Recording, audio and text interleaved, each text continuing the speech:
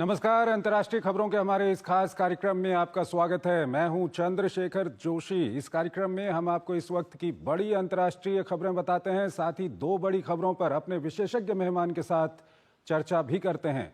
आज हम बांग्लादेश में इतिहास को बदलने की साजिश और रूसी गैस की यूरोप को बंद हुई आपूर्ति पर चर्चा करेंगे। लेकिन सबसे पहले आइए आपको दिखाते हैं इस वक्त की अंतर्राष्ट्रीय हेडलाइंस।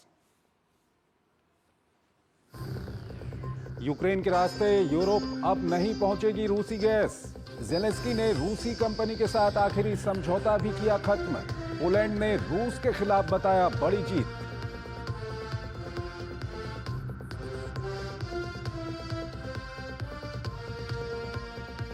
नए साल के जश्न पर अमेरिका में कोहराम। सरफिरे ने 10 लोगों को रौंदा। न्यू ऑरलियंस के कैनाल और बार्बन स्ट्रीट पर भीड़ पर चढ़ाया वाहन। फायरिंग की भी खबर।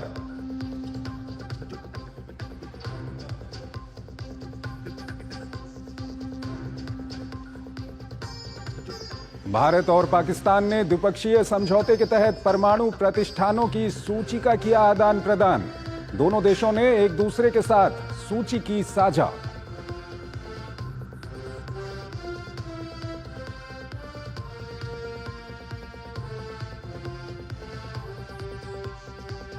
ताइवान ने लोकतंत्र को कमजोर करने की कोशिश को लेकर चीन की कड़ी आलोचना की। बताया दोनों पक्षों के बीच विश्वास निर्माण के लिए हानिकारक। ताइवान के विलय को लेकर चीनी राष्ट्रपति ने दिया था बयान।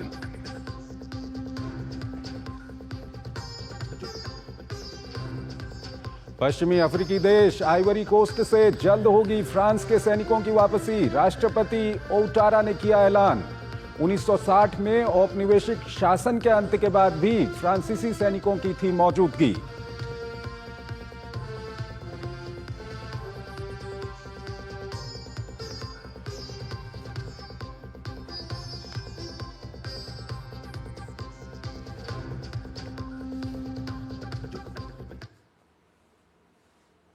और आइए सबसे पहले बात करते हैं बांग्लादेश की। बांग्लादेश में अंतरिम सरकार के गठन के बाद लगातार ऐसे कदम उठाए जा रहे हैं जिससे पता चलता है कि अंतरिम सरकार बांग्लादेश की पहचान को मिटाना चाहती है और देश को इस्लामी कट्टरपंथ की ओर ले जाना चाहती है।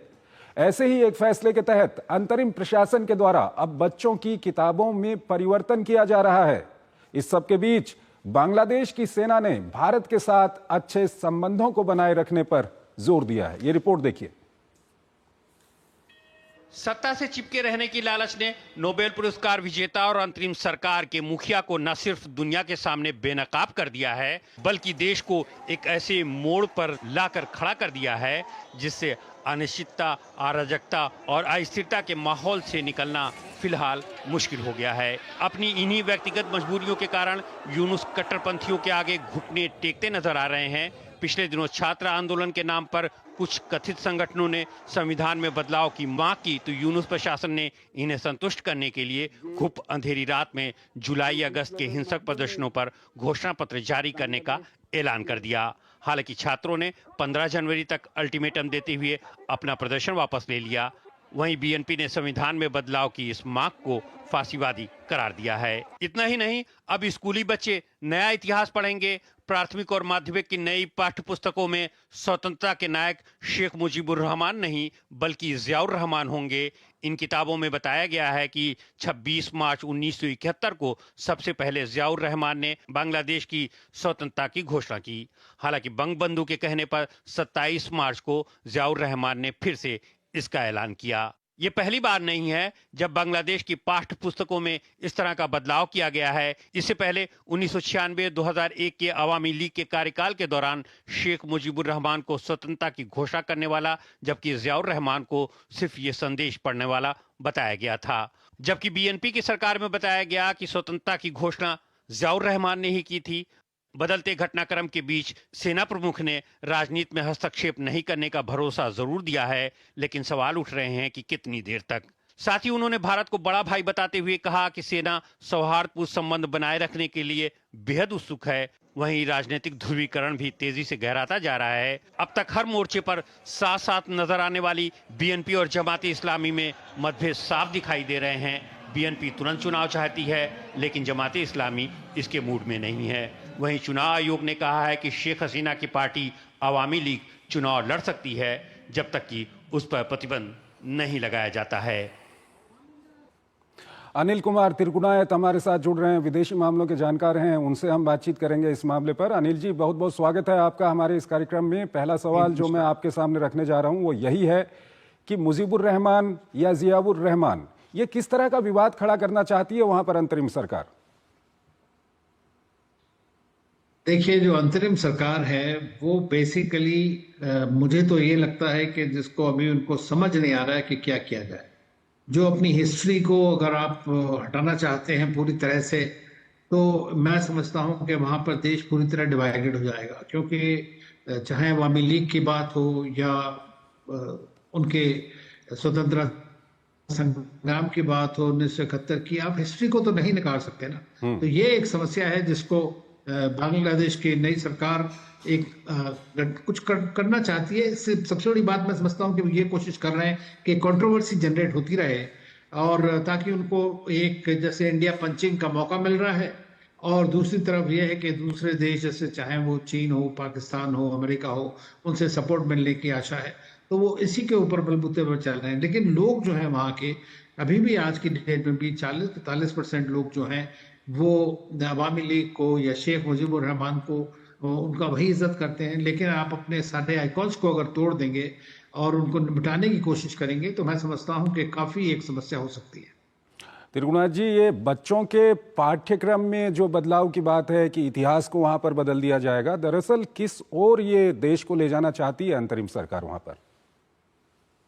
देखिए, मैं तो समझता हूं कि इस वक्त पूरा एक बड़ा इस्लामिस्ट एजेंडा लेकर के वो लोग चल रहे हैं। सबसे बड़ी बात यह है, शेख मुजीबुर रहमान जो है, आप जानते ही हैं कि उन्होंने बड़ा सेकुलर टाइप का एक बांग्लादेश का कल्पना की थी, और बांग्लादेश ने काफी तरक्की भी की है। मैं समझता हूं कि पूरे रीजन के अंदर में सबसे अच्छी तरह अगर प्रोग्रेस किसी कंट्री ने की तो वो बांग्लादेश ने की, coming from a very typical situation in 50 years. तो ये जो इस तरह का जिसको कहते हैं कि रिविजनिज्म टोटल जो है, आप पूरे अपने इतिहास को बदलने की कोशिश करेंगे, तो ये फिर अगली बार जो गवर्नमेंट मान लीजिए दूसरी आती है, अगर आप इसको डेमोक्रेसी चलाएंगे तो कोई भी गवर्नमेंट आ सकती है पावर में, तो फिर उससे दोबारा उसको बदलेगी उसको। तो ये मैं समझता हूँ कि इतिहास के साथ जो भी छेड़छाड़ है, ये एक किसी भी देश के लिए बहुत घातक हो सकता है। एक और वहाँ से जो खबर आ रही है, खबर ये आ रही है कि जब शेख हसीना की सरकार वहाँ पर चली गई थी, अंतरिम सरकार वहाँ पर बनी थी, तो हमने ये देखा था कि जो प्रमुख विपक्षी दल था बीएनपी और जमात के संबंध उस वक्त पे काफ़ी अच्छे थे।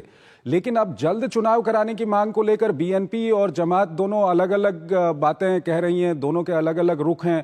ये चुनाव को लेकर के क्या कुछ वहाँ पर आक्रोश जो पैदा हो रहा है, इसको लेकर के क्या कुछ कहेंगे आप? देखिए, बीएनपी एक पॉलिटिकल पार्टी है। अभी तक वो अपोजिशन में रही है, उनके लीडर जो थे उनको जेल में भी रखा गया, तो ये समस्याएं वहां पर हैं। तो बीएनपी जो है उसको लग रहा है कि इस वक्त सिचुएशन ऐसी है कि उसको एक मौका मिल सकता है कि वो दोबारा से पावर में आ जाए, और वो एक मेजर पॉलिटिकल पार्टी है वहां की, और वो चाहती है कि जो डेमोक्रेसी जिस तरह से भी है वो चलती रहे और वो पूरी तरह पार्टिसिपेट करें। जहां तक रही बात जमाते इनकी, तो अब मैं समझता हूँ जमाते इस्लामी जो है वो उनका एक एजेंडा है, एक आइडियोलॉजिकल एजेंडा है बेसिकली। उनको इलेक्शन से इतना मतलब नहीं, क्योंकि उनके सारे लोग अब की पोजीशंस के अंदर बैठे हुए हैं इस वक्त में, तो उनको उससे फायदा है कि देर से इलेक्शन हो, और ना ही करंट गवर्नमेंट भी जल्दी चाहती है इलेक्शन कराना इस वक्त जो है ट्रांजिशन में, तो वो भी इसी वजह से डिले हो रही है। तो इससे एक तरह का एक सिविल अनरेस्ट होने के चांसेस ज्यादा है। वहाँ पर एक महत्वपूर्ण स्टेक होल्डर है, वो है बांग्लादेश की आर्मी। और बांग्लादेश की आर्मी को लेकर के अभी पहले ये खबर आई थी कि पाकिस्तान की आर्मी बांग्लादेश की आर्मी को ट्रेंड करेगी। उसके बाद ये कहा गया कि ऐसा नहीं होगा। बांग्लादेश की आर्मी ने कहा कि हम खुद में सक्षम हैं। और अब बांग्लादेश की आर्मी की ओर से ये बयान आया है कि वो जो पॉलिटिकल प्रोसेस है उसमें कोई हस्तक्षेप नहीं करना चाहती है। भारत को बांग्लादेश की आर्मी ने अपना बड़ा भाई बताया है। तो ये बांग्लादेश की आर्मी का वहाँ पर स्टैंड, इसको आप किस तरह से देखते हैं?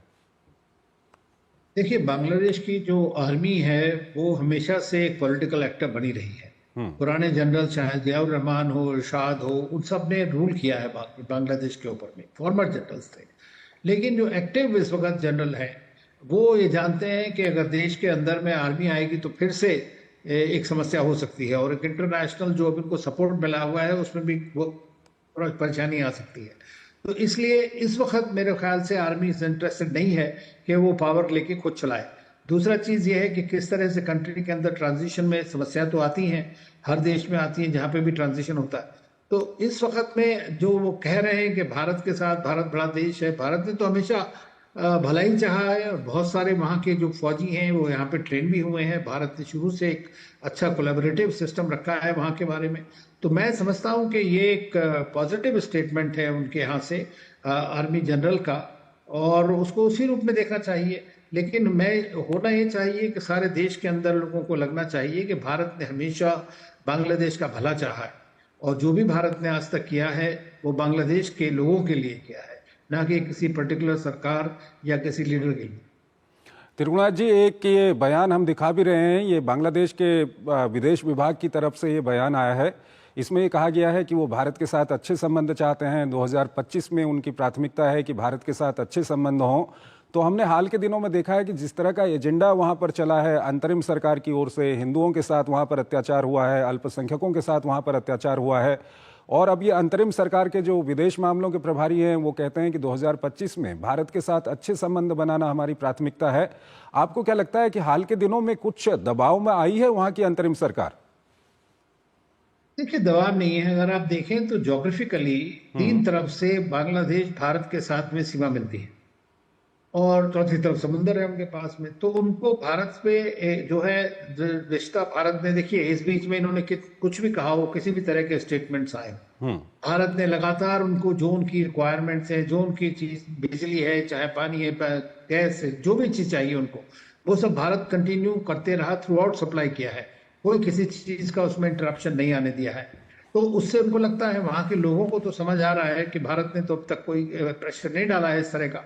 ओनली थिंग भारत ने कहा है कि भाई आपके यहाँ जो माइनॉरिटीज हैं, हिंदूज हैं, दूसरे लोग हैं, उनकी रक्षा करना जो इस वक्त सरकार है वहां उसका धर्म है और उसको करना चाहिए। लेकिन वो इस तरह के कुछ लोगों ने वहां पर स्टेटमेंट्स दिए जिससे कि भटकी हैं बातें। तो अब उनको खुद भी अपनी गलती का एहसास हो रहा है, और मुझे लगता है कि अभी ट्रांजिशन में जो गवर्नमेंट है वो कंट्रोल में तो है नहीं पूरी तरह से, उनके इंस्टीट्यूशंस पूरी तरह से अभी नहीं है, आर्मी की सपोर्ट से चल रही है जब तक चल रही है। तो ये जो स्टेटमेंट है मैं समझता हूं कि पॉजिटिव स्टेटमेंट है, लेकिन इनको जो भी वॉक द टॉक करना पड़ेगा, जिसको कहते हैं। बोल तो दिया आपने, लेकिन उसके आगे आपके जो एक्शंस हैं वो उस बात को सपोर्ट करना चाहिए। ठीक है, अनिल जी आप हमारे साथ बने रहिए। एक और खबर है जिस पर अभी हम आपसे बात करेंगे, लेकिन यहाँ पर वक्त हो चला है एक छोटे से ब्रेक का। जब धरती चीर कर निकलता है लोहे का पत्थर और मिलता है मोंगिया के जोश से, फिर तपता है, पिघलता है और बनता है फौलाद। अब होता है सरिया सारी खूबियों के साथ। मोंगिया स्टील, मजबूत देश का मजबूत सरिया।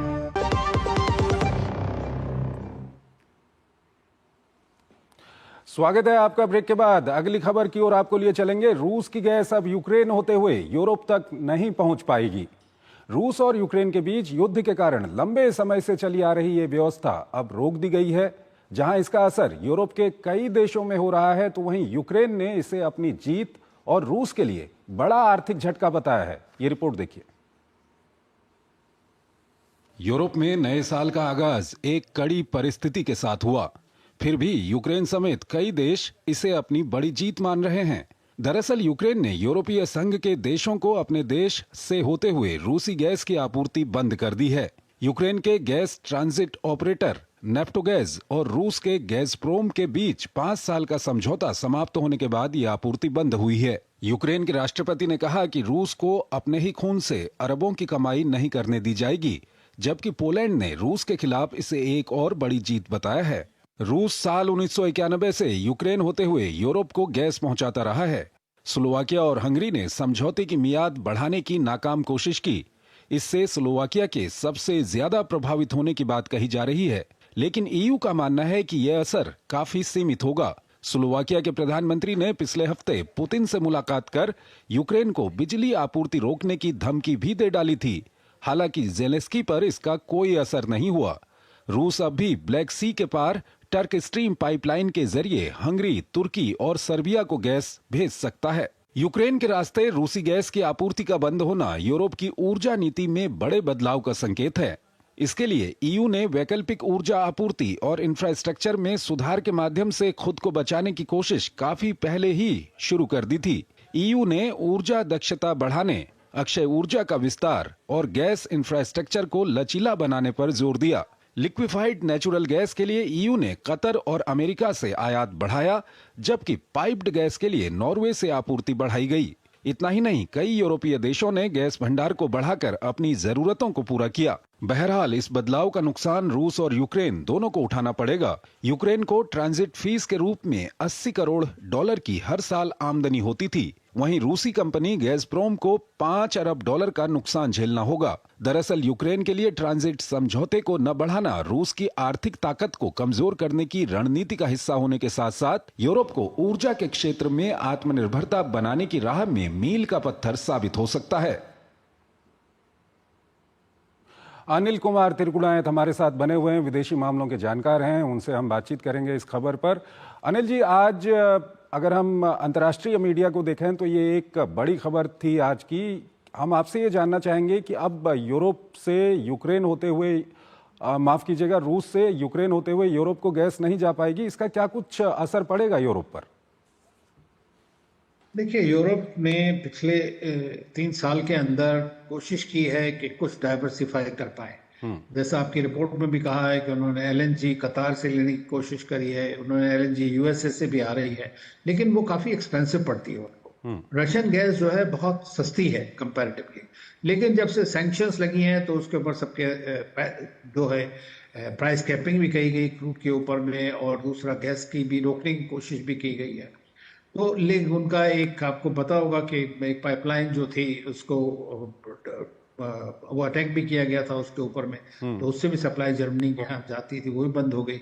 तो धीरे धीरे 40% से कम 21 में 2021 से 40% से अब 10% गैस रशिया से जाती है वहां पर। लेकिन ये जो पर्टिकुलर पाइपलाइन है, इससे यूक्रेन को भी बड़ा लाभ होता था। इसमें यूक्रेन को लगभग $1 बिलियन का ट्रांजिट फी मिलती थी, जो अब 5 बिलियन का बता रहे हैं उसमें। तो उनका अपना भी बड़ा नुकसान है, लेकिन हालांकि क्योंकि वो कंट्री इस वक्त पूरी तरह से यूरोपियन और अमेरिकन के ऊपर डिपेंडेंट है, फॉरेन एड के ऊपर डिपेंडेंट है, तो उनके लिए भी इसका नुकसान होगा। दूसरी तरफ से मैं समझता हूँ कि उन्होंने ये कहा है कि अगर ये यूरोपियन कंट्रीज ये पैसा जो है इसको तब तक ना दें जब तक कि युद्ध नहीं रुकता है, तो हम तैयार हैं। लेकिन पुतिन ने कह दिया है कि हम तो अब इसको रिन्यू नहीं करेंगे, काफी देर हो गया। मुझे लगता है कि अब चूंकि देखिए ट्रंप आने वाले हैं, वो कोशिश कर रहे हैं कि इस युद्ध को रोका जाए जितनी जल्दी हो सकता है।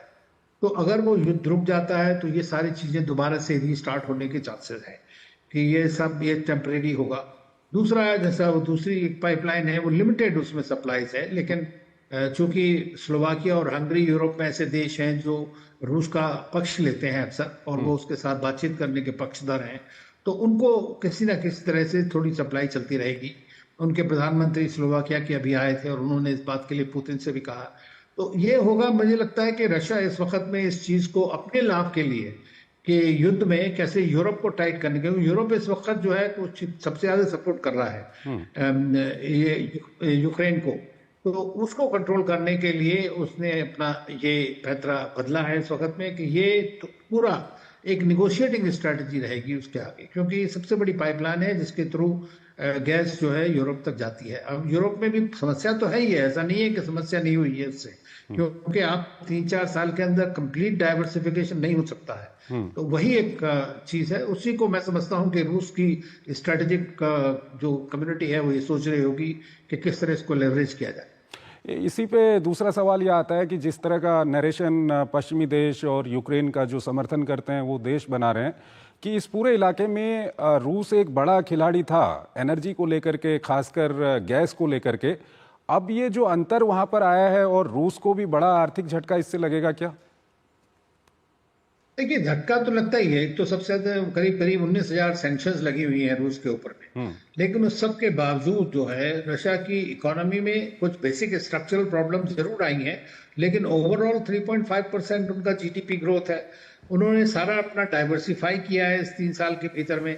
उनके मेन मार्केट्स हो गए हैं चीन और इंडिया और दूसरे कंट्रीज, तो उन्होंने अपना यूरोप के ऊपर डिपेंडेंसी काफी कम कर दी। जैसे मैंने कहा कि 40% गैस जाती थी यूरोप में, और अब उससे 10% हो गई है ऑलरेडी, तो बाकी 30% तो कहीं ना कहीं और जा रही है। आज भारत में जैसे हम वहां से लगभग 40% जो हमारा ऑयल है वो रशिया से आ रहा है, तो इसी तरह चीन के साथ में भी उनके काफी बढ़ गए हैं। चीन सबसे बड़ा कंज्यूमर है और पाइपलाइंस हैं उनकी सारी, उसके थ्रू काफी जा रहा है। तो मैं समझता हूँ कि डाइवर्सिफिकेशन जो है सब तरफ से हो रहा है। यूरोपियन कंट्रीज भी कर रहे हैं और रशिया भी कर रहे हैं। देखिए, हालांकि रशिया अपने आप को भी एक यूरोपियन कंट्री भी मानता है यूरेशियन के साथ साथ, तो वो उनके साथ में उनके रिश्ते अच्छे थे। लेकिन अब चूंकि बिकॉज यूक्रेन क्राइसिस के बाद से यूरोपियन कंट्रीज ने काफी स्ट्रॉन्ग मत लिया है उसके अगेंस्ट में रूस के, तो अब उसको रूस भी स्ट्रेटेजिकली यूज कर रहा है।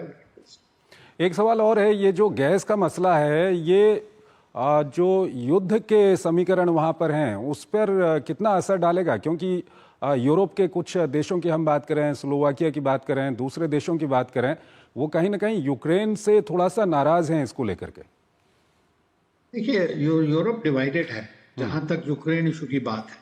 हर एक कंट्री सबसे पहले तो अपने बारे में सोचता है कि हमारे देश का क्या होगा, हमारे नागरिकों को क्या होगा। आप अकाउंटेबल हैं, डेमोक्रेसी है, तो आप अपने लोगों के लिए अकाउंटेबल हैं, तो वो तो अपने देश के बारे में सोचते हैं। चाहे स्लोवाकिया हो, हंगरी, वो कहते हैं कि भाई आप सब कुछ तोड़ देंगे रूस के साथ में तो हमारा सबसे बड़ा नुकसान होगा।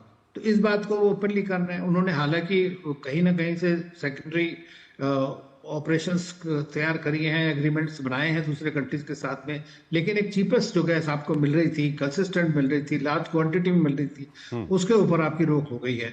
लेकिन मैं समझता हूँ इस सारे उसके अंदर में एक ट्रम्प का क्या रोल रहेगा, प्रेसिडेंट ट्रम्प 20 जनवरी के बाद में, वो देखने की बात है कि, और उस पर काफी असर पड़ेगा। देखिए, अगर मान लीजिए रशिया और यूक्रेन की युद्ध रुक जाता है तो उसके आगे फिर से ये इसका जो समीकरण है वो बदल सकता है दोबारा से। ठीक है अनिल जी, बहुत बहुत शुक्रिया आपका हमारे इस कार्यक्रम में जुड़ने के लिए और इन दोनों बड़ी खबरों पर अपना विशेष विश्लेषण हमारे दर्शकों को बताने के लिए। और इसी के साथ वक्त हो गया है, हम अपने इस कार्यक्रम को यहीं पर ख़त्म करते हैं, लेकिन जाते जाते आपको छोड़ जाते हैं आज की प्रमुख अंतर्राष्ट्रीय खबरों के साथ। नमस्कार। अमेरिका के न्यू ऑरलिंस में एक कार भीड़ को रौंदते हुए लोगों के बीच घुस गई। इस हादसे में कम से कम 10 लोगों की मौत हो गई और करीब 30 लोग घायल हैं। यह हादसा उस वक्त हुआ जब एक शख्स ने न्यू ऑरलिंस के फ्रेंट कार्टर के बारबन स्ट्रीट में कार को भीड़ के ऊपर चढ़ा दिया। भारत और पाकिस्तान ने बुधवार को द्विपक्षीय समझौते के तहत अपने परमाणु प्रतिष्ठानों की सूची का आदान प्रदान किया। यह समझौता दोनों देशों को एक दूसरे के परमाणु ठिकानों पर हमला करने से रोकता है। इस मामले पर भारत के विदेश मंत्रालय ने कहा कि सूची का आदान प्रदान परमाणु प्रतिष्ठानों पर हमले को रोकने वाले एक समझौते के प्रावधानों के तहत हुआ। नई दिल्ली और इस्लामाबाद के बीच राजनयिक माध्यम से सूची का आदान प्रदान एक साथ किया गया। ईरान की समाचार एजेंसी ने देश के उप विदेश मंत्री काज़ेम गरीबाबादी के हवाले से बताया कि ईरान और 3 यूरोपीय देशों के बीच परमाणु वार्ता का अगला दौर 13 जनवरी को जिनेवा में होगा। ईरान ने नवंबर 2024 में ब्रिटेन, फ्रांस और जर्मनी के साथ अपने विवादित परमाणु कार्यक्रम के बारे में बातचीत की थी। दरअसल तेहरान यूरोप समर्थित प्रस्ताव से नाराज चल रहा है, जिसमें ईरान पर संयुक्त राष्ट्र परमाणु निगरानी संस्था के साथ खराब सहयोग का आरोप लगाया गया था। ताइवान के राष्ट्रपति लाई चिंगते ने अपने पहले नए साल के संबोधन में चीन के साथ शांतिपूर्ण और सम्मानजनक आदान प्रदान की इच्छा जताई, लेकिन यह स्पष्ट किया कि बीजिंग की आक्रामक नीतियां दोनों पक्षों के बीच संवाद की राह में सबसे बड़ी बाधा हैं। उन्होंने ताइवान के लोकतंत्र को कमजोर करने की कोशिश करने के लिए चीन की आलोचना की। इन प्रयासों को प्रतिकूल और दोनों पक्षों के बीच विश्वास निर्माण के लिए हानिकारक बताया। कांगो के एक सैन्य न्यायाधिकरण ने हत्या, लूटपाट और कायरता सहित अन्य आरोपों में 13 सैनिकों को मौत की सजा सुनाई है। सैन्य अधिकारियों ने कहा कि सेना के अनुशासन को सुधारने के लिए यह कदम उठाया गया है। सैनिकों को मंगलवार को कांगो लोकतांत्रिक गणराज्य के पूर्वी उत्तर किवो प्रांत के लुबोरो शहर में सजा सुनाई गई, जहां कांगो सेना लगभग 3 वर्षों से रवांडा समर्थित M23 विद्रोहियों से लड़ रही है। यमन के हौती लड़ाकों ने कहा है कि उन्होंने मध्य मारे प्रांत के ऊपर हवाई क्षेत्र में एक अमेरिकी सैन्य MQ-9 रीपर ड्रोन को मार गिराया है। हौती सैन्य प्रवक्ता ब्रिगेडियर जनरल याहा सारी ने कहा है, ड्रोन को स्थानीय रूप से निर्मित सतह से हवा में मार करने वाली मिसाइल द्वारा मार गिराया गया है।